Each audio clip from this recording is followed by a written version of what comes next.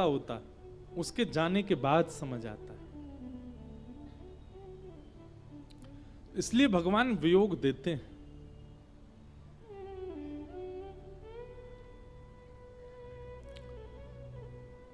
भगवान गुरुकुल में पढ़ने के लिए गए, सांदीपनी गुरुकुल में पढ़े सांदीपनी उपाध्याय जी से। और वहां भगवान को एक सखा मिले जिनका नाम था सुदामा। बंधुओं, ब्रज में जो ठाकुर जी के साथ लीला कर रहे थे उनका नाम है श्रीदामा और ये है सुदामा। सुदामा जिनका प्रसंग हम कल थोड़ा बहुत सुनेंगे।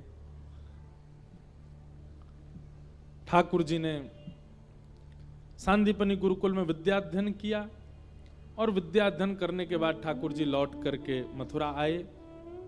भगवान को राजकुमार पदवी तो प्राप्त थी ही। राजाधिराज महाराज देवकी नंदन वसुदेव नंदन श्री कृष्णचंद्र भगवान, ये भगवान का नाम पड़ गया। ब्रज की बहुत याद आती है ठाकुर जी को।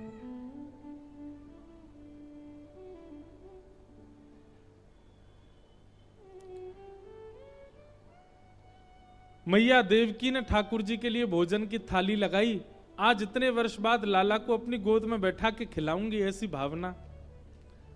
लेकिन जैसी भोजन थाली को ठाकुर जी ने देखा, उसमें मक्खन को जब देखा तो ठाकुर जी को यशोदा मैया की याद आने लगी। ठाकुर जी रोने लगे। मैया ने खूब समझाया लेकिन नहीं माने। तब उद्धव जी महाराज आए। उद्धव जी ने आकर के ठाकुर जी से निवेदन किया, नाथ आज आप इस प्रकार व्याकुल मत होइए, आप परमात्मा हैं, आपका व्याकुल होना उचित नहीं। भगवान ने कहा, उद्धव तुम्हें कभी प्रेम हुआ? उद्धव जी बोले नहीं। बोले इसलिए तुम मेरी पीड़ा नहीं समझोगे।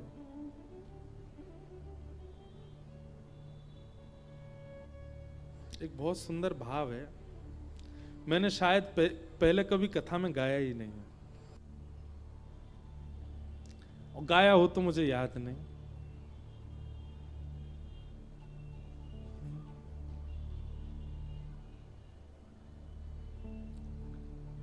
एक दो पंक्ति केवल याद हैं।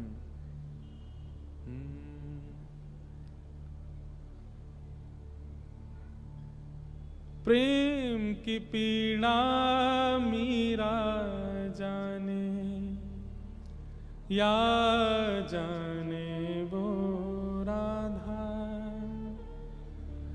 राधा राधा कह ले प्राणी, कट जाएगी बाधा हो।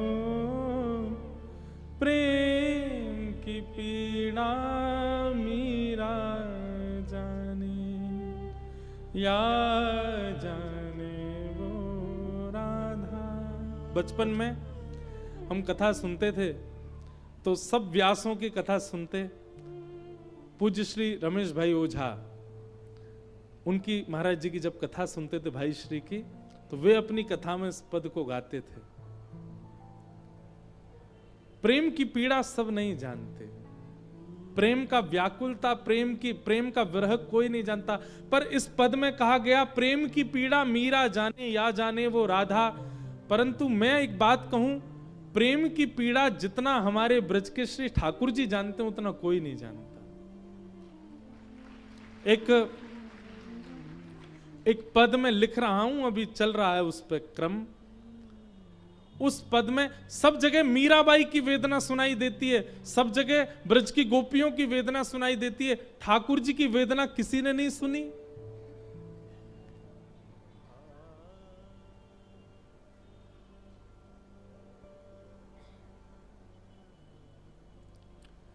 ठाकुर जी भी तो विरह में रहे हैं ब्रज के। इसलिए एक पद लिखा जा रहा है, जल्दी आप सबके बीच गाऊंगा उसको।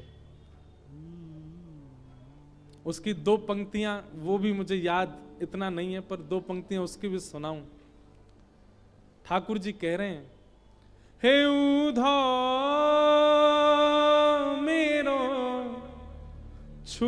छूट गयो ब्रज धाम, ब्रज धाम उधो मेरो छूट गयो ब्रज धाम। गैया छूटी बाबा छूटे, छूट गई मेरी मैया, ब्रज की उन गलियन को प्यारे याद करूं दिन रैना। हे उधो मेरो छूट गयो ब्रज धाम, ब्रज धाम उधो मेरो छूट गयो ब्रज धाम। ठाकुर जी की वेदना बताई गई, क्योंकि मन में एक बार बार बात आती थी कि ठाकुर जी का विरह किसी ने नहीं गाया। हमारे ब्रज के दो चार भाव हैं बस। एक भाव तो है उधो मेरी मैया से जा कहियो तेरो लाला दुख पावे। एक भाव है उधो मोहे ब्रज बिसरत नाही। ऐसे एक दो भाव ही हैं जहां ठाकुर जी का विरह बताया गया। किसी ने ठाकुर जी के विरह को देखा ही नहीं, ठाकुर जी भी तो वियोग में गए, तब भाव आया। तो ये कुछ पंक्तियां अभी लिखी नहीं है पूरी, अभी चल रही हैं और क्रम बन रहा है। जब हो जाएगा पूरा तो गाएंगे। प्रेम की पीड़ा मीरा जाने या जाने वो राधा, ये बात तो कही, परंतु वास्तव में प्रेम की पीड़ा जितना श्री कृष्ण जानते हैं उतना कोई नहीं जानता। ठाकुर जी, अरे सुनिएगा, ठाकुर जी नित्य द्वारिका में शयन करते थे तो एक ही करवट से सोते थे। रुक्मणी जी ने ये बात गौर की। कुछ वर्ष बाद ठाकुर जी से कहा, ठाकुर जी मैंने एक चीज गौर की है कि आप हमेशा एक ही करवट से सोते हो, एक ही तरफ मुख करके सोते हो, आप कभी करवट क्यों नहीं बदलते? रात्रि सोने में सबका नियम होता है, कोई इधर मुड़ता, कोई, आप दूसरी तरफ करवट क्यों नहीं लेते? ठाकुर जी के नेत्र सजल हो गए और रुक्मणी जी को हृदय से लगा के बोले, कैसे बताऊं, उस दिशा में वृंदावन है, मैं उस दिशा में मुख करके सोता हूं तो मुझे यशोदा मैया की याद आती है। मैं उस दिशा में मुख करके सोता हूं तो मुझे ब्रजवासियों का वह कान्हा कान्हा कह करके, गोविंद गोपाल कह करके मुझे पुकारना याद आता है। उस दिशा में मुख करके सोता हूं तो श्री नंद बाबा की पनैया याद आती है। ठाकुर जी उस दिशा में चलते नहीं है, उस दिशा की तरफ मुख करके सोते नहीं है, उस दिशा की तरफ बैठते नहीं है जिस दिशा में वृंदावन है, क्योंकि इतना विरह होता है ठाकुर जी को।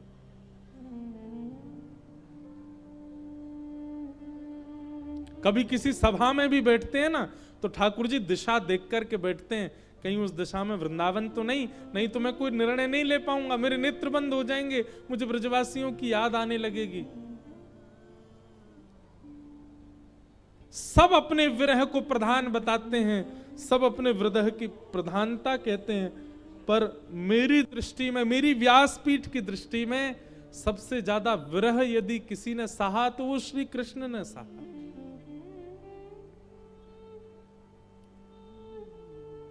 और एक बात कहूं बंधुओं, यहां माताएं भी बैठी हैं, पुरुष भी बैठे हैं, मेरा माताओं का बहुत प्रति सम्मान है, परंतु मैं एक पक्ष पुरुषों का लेकर के कहूं तो पुरुष विरह सहता है पर व्यक्त नहीं करता।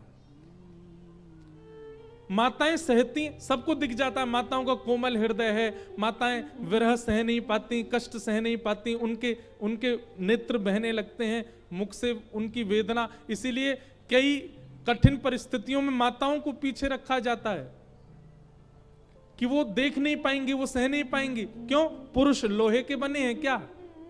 नहीं, पुरुष भी नहीं सह पाते, पुरुष भी नहीं देख पाते, लेकिन इस संसार के चक्र में सदैव पुरुषों को आगे रखा गया कि तुम सहो, तुम्हें सहना ही पड़ेगा, तुम्हें यह विरह भोगना ही पड़ेगा, तुम्हें रोना नहीं है, तुम्हें किसी को बताना नहीं है, तुम्हें सहना है।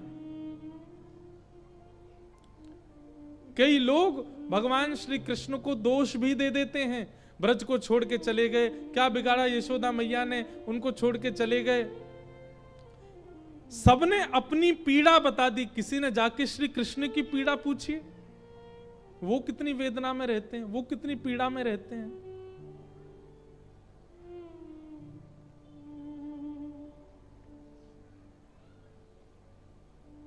कभी कोई मंदिर में जाने का अवसर मिले, वृंदावन जाओ, द्वारिका जाओ, कहीं जाओ, ठाकुर जी से पूछो, नाथ आप ठीक हो। सब बस अपनी बताने जाते हैं, हम कैसे हैं? कोई ठाकुर जी से पूछता है वो कैसे?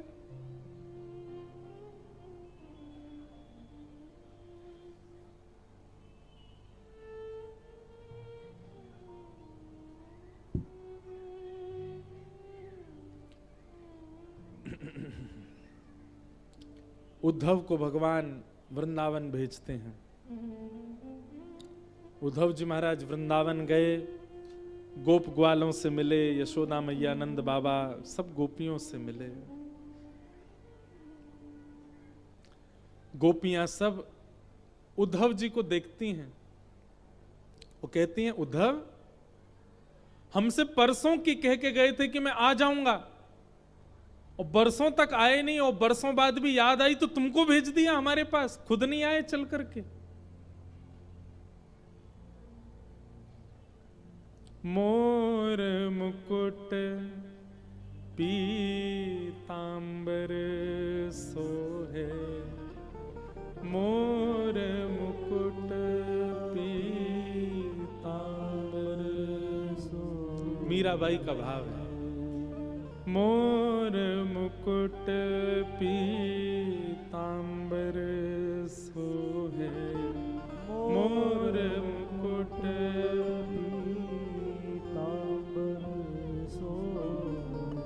मोर मुकुट पीतांबर सोहे, मोर मुकुट पीतांबर सोहे। कबहु न मिले, कबहु न मिले, कबहु न मिले अंग भर के जादू करके, जादू करके, जादू करके हो, जादू करके ओ पिया कित गयो जादू करके, जादू करके, जादू करके ओ पिया कित गयो जादू। उद्धव जी महाराज बहुत करुण प्रसंग है, हम ज्यादा उसमें प्रवेश नहीं करेंगे। उद्धव जी महाराज शाम तक कह करके गए थे ठाकुर जी से कि मैं शाम को आ जाऊंगा, पर 6 महीने बीत गए, और 6 महीने बाद उद्धव जी लौट करके गए मथुरा से। भगवान ने जब उद्धव को देखा, भगवान ने कहा अरे उद्धव तू तो शाम को आने वाला था, 6 महीना तक कोई अता पता नहीं। उद्धव जी महाराज चरणों में आके गिर गए, रोने लगे, बोले नाथ अपना त्रिलोक की किसी और को सौंप दीजिए, ये ब्रह्मांड किसी और को दे दीजिए, महादेव से कह दीजिए वो संभाल लेंगे सब, ब्रह्मा जी से कह दीजिए वो देख लेंगे सारी सृष्टि, आप कुछ मत करो, आप तो केवल वृंदावन में रहो, इन गोपियों के बीच रहो, इन ब्रजवासियों के मध्य रहो, नाथ इनको छोड़ करके कहीं मत जाओ। अरे आगे की लीला मैं देख लूंगा, द्वारिका की बसावट मैं देख लूंगा, अरे लीला थोड़ी परिवर्तित कर दीजिए, आगे जो होना है सब किसी और को देखने दीजिए, आप तो केवल वृंदावन में रहिए, आपके लायक केवल वृंदावन है और कुछ नहीं। भगवान ने उद्धव को हृदय से लगाया, बोले उद्धव वृंदावनम परित्यज्य पादमेकम न गच्छति, तुम्हें जो दिखा वो एक लीला है, पर वास्तविकता यह है कि वृंदावन छोड़ करके मैं एक पग भी बाहर नहीं रखता हूं। अपने नेत्र बंद करो और फिर खोल के देखो, उद्धव जी ने नेत्र बंद किए और जैसे ही पुनः खोल करके देखा तो मथुरा अंतर ध्यान हो गया था। ठाकुर जी ब्रज वृंदावन में ही बैठे हैं, चारों तरफ गोपियां बैठी हैं, श्री किशोरी जी बैठी हैं, यमुना जी बह रही हैं। उद्धव बोला ये कैसी लीला? ठाकुर जी बोले जब तक केवल लीला का दर्शन करोगे तो दिखेगा कि मैं ब्रज छोड़ के गया हूं, मैं द्वारिका लीला कर रहा हूं, मैं महाभारत युद्ध करा रहा हूं। लेकिन प्रेम लक्षणा भक्ति में आ जाओगे तो तुमको मैं केवल वृंदावन में दिखूंगा और कहीं नहीं। मेरा प्रभाव आगे की लीला कर रहा है पर मेरा स्वभाव तो नित्य वृंदावन में विहार करता है। मेरा स्वभाव तो वृंदावन में ही रहता है।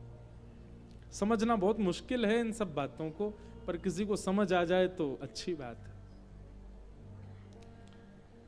भगवान ने इस प्रकार उद्धव को वृंदावन का अनुभव कराया। अब मैं इस प्रसंग में अगर जाता ना तो 10 बज जाते रात के, आप लोग बैठे बैठे यहीं परेशान होते, इसलिए हमने केवल प्रणाम मात्र किया। कंस के ससुर जी जरासंध ने मथुरा के ऊपर चढ़ाई की। भगवान ने 17 बार उनको हरा दिया। 18वीं बार ब्राह्मणों को अनुष्ठान पर बैठा करके आए जरासंध, यदि मैं हार गया तो तुम सबके सर धड़ से अलग कर दूंगा। ब्राह्मणों के अनुष्ठान को ध्यान में रख के भगवान ने विश्वकर्मा को आज्ञा की, नई नगरी का निर्माण करो, हम मथुरा छोड़ करके जाएंगे। और समुद्र के बीच एक नई नगरी बनाई जिसका नाम द्वारिका। आज जैसे ही जरासंध अपनी सेना लेकर के आए, भगवान युद्ध करते करते बलराम जी का हाथ पकड़ करके रणभूमि से रण छोड़ करके द्वारिका को प्रस्थान कर गए। बोल रण छोड़ राय भगवान की। भगवान ने रण छोड़ा और रण छोड़ करके श्री द्वारिका विराजे। हम जो सप्तनिधि का पद गाते हैं, वृंदावन प्यारो वृंदावन, जब हम द्वारिका में कथा करते हैं तो उसमें 8वीं पंक्ति द्वारिका की भी गाते हैं। और जहां भी तीर्थ में कथा होती है एक पंक्ति वहां की गाते हैं। तो द्वारिका की पंक्ति कैसे? विप्रधेनु संतन के कारण रण छोड़ो ब्रजनाथ। विप्रधेनु संतन के कारण रण छोड़ो ब्रजनाथ। गाओ। विप्रधेनु संतन के कारण रण छोड़ो ब्रजनाथ। विप्रधेनु संतन के कारण रण छोड़ो ब्रजनाथ। गोमती तट द्वारवती पधारे। गोमती तट द्वारवती पधारे। गोमती तट द्वारवती पधारे। गोमती तट द्वारवती पधारे। ओ कहलाए द्वारिका नाथ। वृंदावन मेरो वृंदावन। वृंदावन मेरो वृंदावन। हे श्री वृंदावन प्यारो वृंदावन। श्री वृंदावन प्यारो वृंदावन। गोमती तट द्वारवती पधारे। गोमती तट द्वारवती पधारे। कहलाए द्वारिका नाथ। प्यारो वृंदावन ओ वृंदावन प्यारो वृंदावन। श्री वृंदावन प्यारो वृंदावन। श्री वृंदावन। बोल द्वारिकाधीश की। बैठ जाओ सब लोग। ठाकुर जी द्वारिका पहुंचे। द्वारिका में जाकर के श्री बलभद्र जी का विवाह रेवती के साथ में हुआ। भगवान के विवाह का प्रसंग प्रारंभ हुआ। नारद जी ने आकर के श्री रुक्मणी जी के बारे में कहा, पर ठाकुर जी बोले भैया जब उनके मन में होगी तो हम करेंगे। नारद जी ने जाकर रुक्मणी जी को खूब ठाकुर जी की लीलाएं सुनाई और उन लीलाओं को सुनने से रुक्मणी जी के चित्त में ठाकुर जी के प्रति भाव प्रकट हुआ।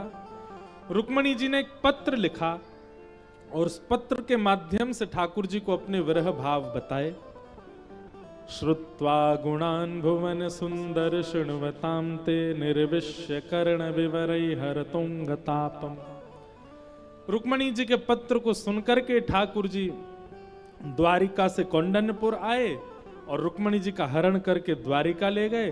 और द्वारिका से फिर वसुदेव जी ने रुक्मणी जी को वापस कौंडन्यपुर भेजा। पूरी नगरी सजाई गई, ठाकुर जी की बारात गई और रुक्मणी जी के साथ में विधिवत विवाह हुआ।